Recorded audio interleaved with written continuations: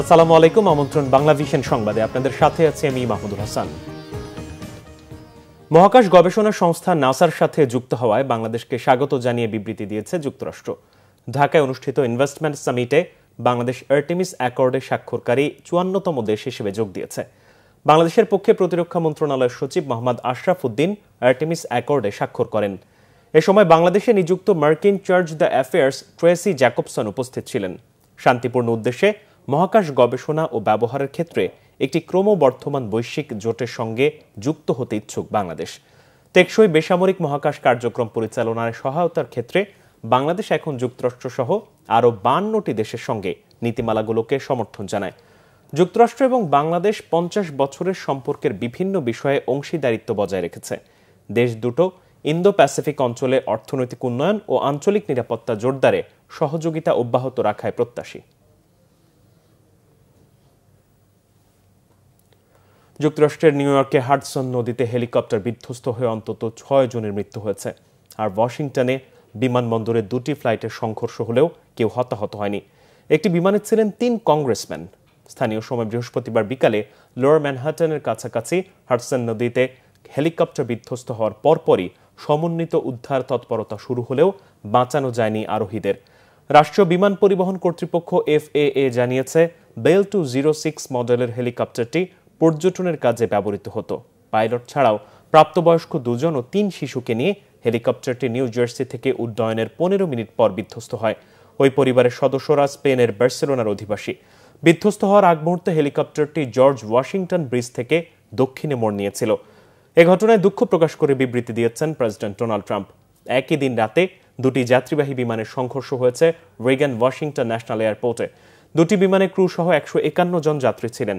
দুর্ঘটনা কবলিত একটি বিমানে থাকা কংগ্রেসের 3 জন প্রতিনিধিকে নিরাপদে বের করে আনা হয়। একটি ফ্লাইট সাউথ ক্যারোলিনার উদ্দেশ্যে উড্ডয়নের আগে নিউ ইয়র্কগামী অপর ফ্লাইটের সাথে ধাক্কা লাগে। দুর্ঘটনা কবলিত 2টি বিমানই আমেরিকান এয়ারলাইন্সের। শুরু হয়েছে সুন্দরবনের মধু সংগ্রহের কাজ। সাতক্ষীরার কলাগাছিয়া এলাকায় মৌচাক থেকে মধু সংগ্রহের মধ্য দিয়ে উদ্বোধন হয় এই কার্যক্রমের। 4টি ধাপে মধু আহরণ করতে পারবেন মৌয়াল্লা। আহরণ চলবে 30 জুন পর্যন্ত। তবে অবৈধ মধু সংগ্রহকারী, বাঘ ও বনদস্যু আতঙ্ক নিয়ে আশঙ্কার কথাও বলছেন কেউ কেউ। সাতক্ষীরার প্রতিনিধি আসাদুজ্জামান আসাদের তথ্য ছবিতে ডেস্ক রিপোর্ট।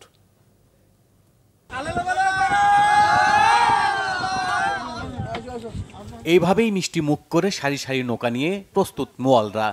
গেল 7 তারিখে সাতক্ষীরার সুন্দরবন পশ্চিম বন বিভাগে আনুষ্ঠানিকতার মধ্য দিয়ে শুরু হয় সুন্দরবনে মধু আহরণের মৌসুম। মধু সংগ্রহের মৌসুম নিয়ে খুশি হলেও বন্যপ্রাণী দস্যু আর বন বিভাগের অসাধু কর্মকর্তা কর্মচারী নিয়ে নানা অভিযোগ রয়েছে মোয়ালদের। সুন্দরবনে মধু কাটতে যাই ভাই, পরিবার পরিজনের কাছে বিদায় নিয়ে আসতে, ফিরে বাড়ি যাব কিনা এটা আল্লাহ পাকি ভালো বলতে পারে।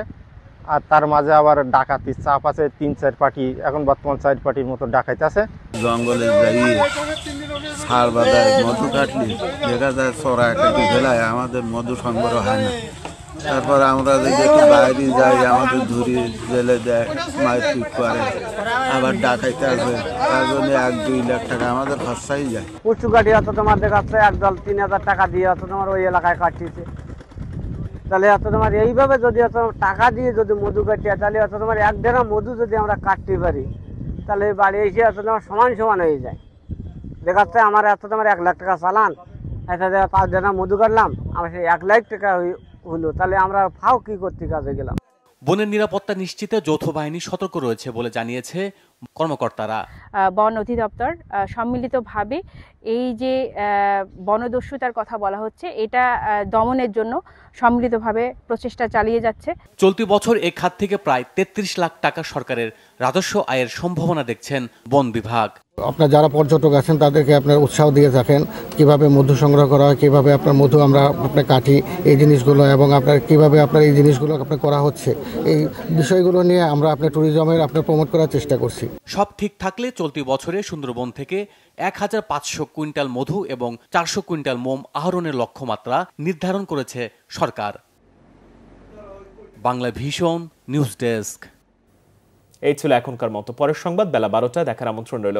এছাড়া বাংলা ভিশন সংবাদ ও সংবাদ সংশ্লিষ্ট অনুষ্ঠান দেখতে ভিজিট করুন www.bbnews24.com ও facebook.com/banglavisionnews এবং সাবস্ক্রাইব করুন youtube.com/banglavisionnews। ধন্যবাদ।